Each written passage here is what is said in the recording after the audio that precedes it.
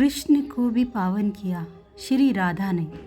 प्रेम से पवित्र और क्या है, पापी से पापी को भी पावन बना दे प्रेम। अरे अच्छे अच्छे पतितों को भी पावन बनाने की हिम्मत रखता है प्रेम। फिर हंसे महर्षि सांडिल्य।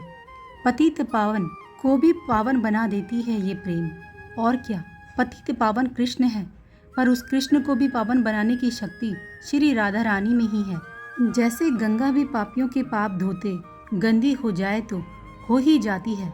और वज्रनाभ, ये प्रश्न गंगा ने किया भी था जब भागीरथ तप कर रहे थे और बारंबार विनती कर रहे थे कि गंगा आप उतरो इस धराधाम में। तब गंगा ने इसका समाधान चाहा था भागीरथ से कि मैं आ तो जाऊंगी, पर पृथ्वी में नाना प्रकार के पापी मेरे ऊपर नहाएंगे और अपना पाप छोड़कर जाएंगे, तब मेरा क्या होगा? मैं तो पापों का ढेर लिए धीरे धीरे सिकुड़ जाऊंगी ना।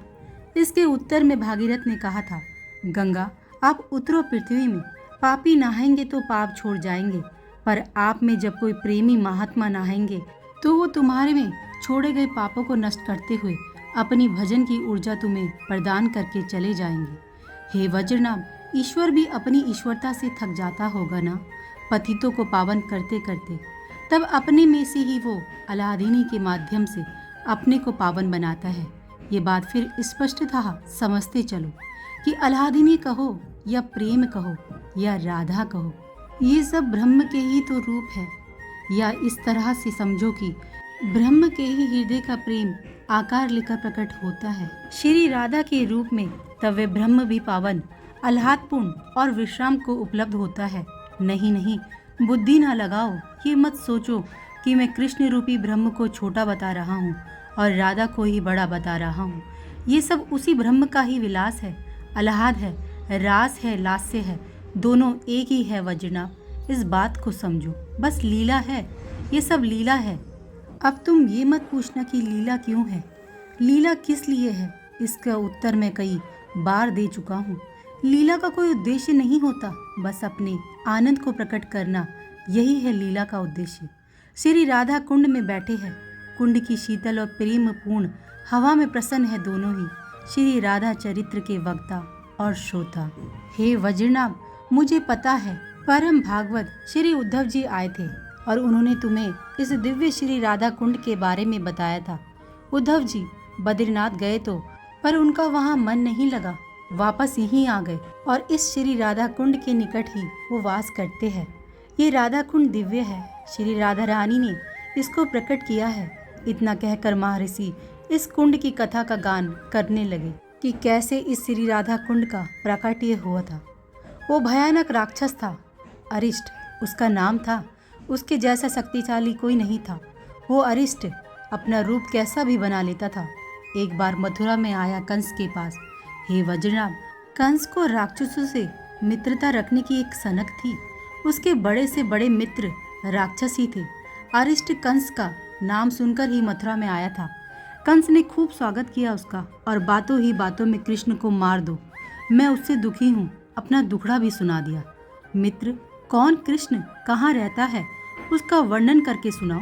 मेरे रहते तुम दुखी हो? नंद गांव कह दिया, सांवरा रंग है, कृष्ण नाम है और ग्वाला है, मोर मुकुट पहनता है, उस गांव के मुखिया का बेटा है। इतना काफी था उस असुर अरिष्ट के लिए यह परिचय। पर तुम किस रूप में जाओगे वहाँ? कंस ने पूछा। तुमने कहा ना वो ग्वाला है, तो मुझे देखो। बस इतना कहते ही वो अरिष्ट तो वृषभ बन गया, बैल, बहुत बड़ा और शक्तिशाली बैल। उसे देखते ही कंस भी एक बार के लिए तो डर गया।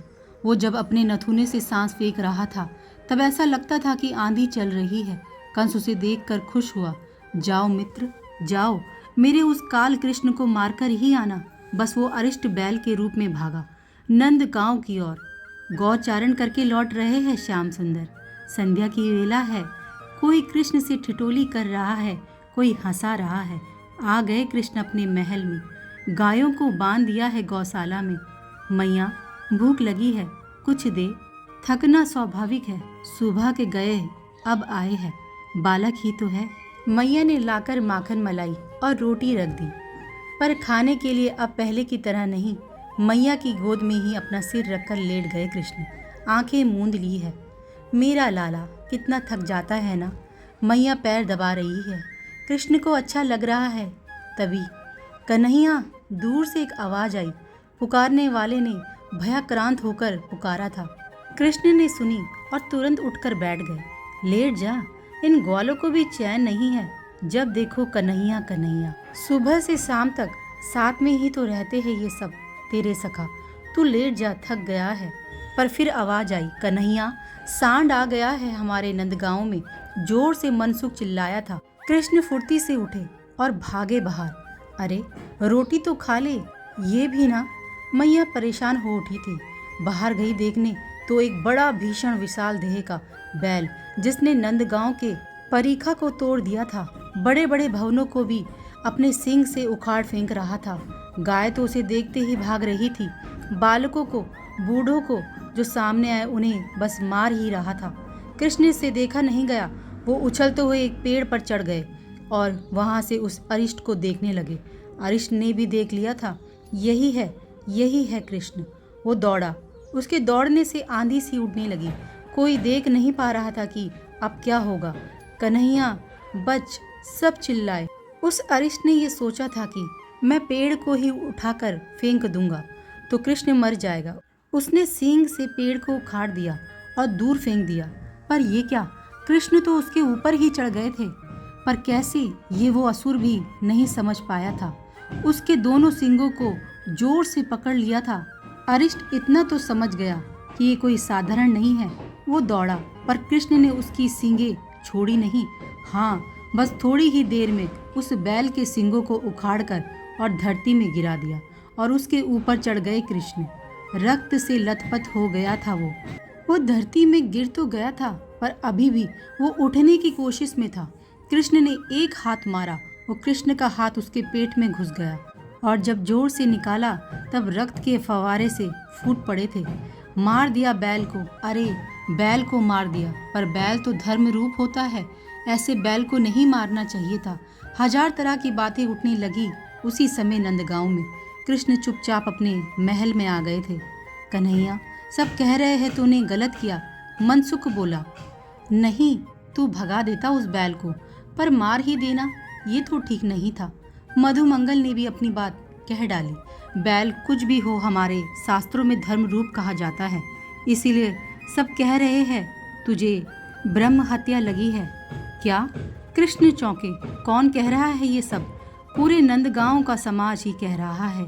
सब सखाओं ने कहा। कृष्ण शांत रहे, कुछ नहीं बोले। जब दूसरे दिन गौचारण करके महल में आए तब कई लोग बैठे थे बाहर। ये सब नंदगांव के पंच थे। देखो जी, आप ब्रजपति हैं, हम मानते हैं, पर हमारा भी तो धर्म है। ऐसे धर्म पर हम कैसे प्रहार होने दें? बैल हमारा पूज्य है, उसे तुम्हारे पुत्र ने मार दिया। गलत किया, ऐसा नहीं करना चाहिए था। अरे बैल, गाय, ये तो हमारे धर्म के प्राण है। सब पंच बोल रहे थे। इसका समाधान कृष्ण आगे आए। तू मत बोल कन्हैया, भीतर आ। बड़े लोग हैं ये लोग, तेरे बाबा है ना, बात कर लेंगे। मैया यशोदा ने भीतर खींचना चाहा कृष्ण को। नहीं, मैंने गलती की है तो अब मैं भी सुनूं कि इसका प्रायश्चित क्या है। तीर्थ स्नान, क्योंकि ये ब्रह्म हत्या है, इसलिए समस्त तीर्थों की नदियों में स्नान। पंचों ने अपना निर्णय सुना दिया। और अगर सारे तीर्थ यहीं बुला लूं तो? कृष्ण सहज बोले थे। हाँ ठीक है, पर कैसे बुलाओगे यहाँ? हंसे पंच। एक कुंड में, कृष्ण ने उत्तर दिया। पर वो कुंड नया होना चाहिए और हम सबके सामने वो प्रकट हो। उसमें जल हमारे सामने आए, तब हम मानेंगे कि ये तीर्थ तुमने प्रकट किया है। हाँ ठीक है, चलो चलो मेरे साथ, कृष्ण ने तुरंत कहा। पर अभी पंच घबराए। हाँ चलो। सब चल दिए। गोवर्धन पर्वत के पास कृष्ण और एक स्थान पर आंखें बंद करके बैठ गए। गंगा, सरस्वती, नर्मदा, कावेरी बारी बारी से नाम लेने लगे, नदियों का, तीर्थों का। और देखते ही देखते जल आ गया, धार फूट पड़ी, सारे ग्वाल बाल नाच उठे। कृष्ण कुंड, कृष्ण, इस कुंड का नाम कृष्ण कुंड है। नहा तू अब इसमें। कृष्ण ने स्नान किया। अब तो मेरा लाला पवित्र हो गया। ब्रजरानी यशोदा ने गुस्से से देखा पंचों को। हाँ, अब तो पवित्र हो गया है आपका लाला। ब्रह्म हत्या से मुक्त हो गया तुम्हारा लाला। मैया ने चूम लिया था कृष्ण को, अपने लाडले कन्हैया को। ललिता, हमारे कृष्ण का कुंड बन गया। कृष्ण कुंड। विशाखा, कृष्ण कुंड बन गया? हाँ तो मैं क्या करूं? बन जाए, अच्छी बात है। ललिता ने मनसुख की बात पर ज़्यादा ध्यान नहीं दिया। पर तुम्हारी राधा रानी का कुंड कहाँ है? मधुमंगल को बोलना ज़रूरी है।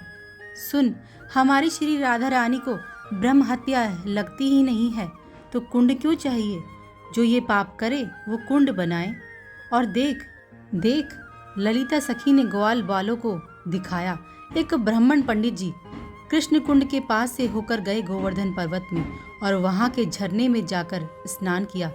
पूछ अब मनसुख कि उन पंडित जी से कि तेरे कृष्ण कुंड में क्यों नहीं स्नान किया। मनसुख ने तो नहीं पूछा, पर ललिता ही पूछ बैठी, अरे पंडित जी नहा लेते इसी कुंड में, क्यों नहीं नहाए? ब्रह्म हत्या लगी है इस कुंड में, कृष्ण का पाप इसी कुंड में है, हम क्यों नहाने लगे? पंडित जी के जवाब से मनसुख चुप हो गया।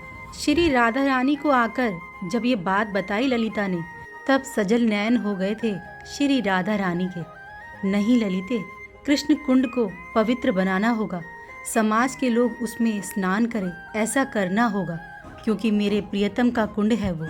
श्री राधा रानी का हृदय प्रेम से भर गया। पर कैसे?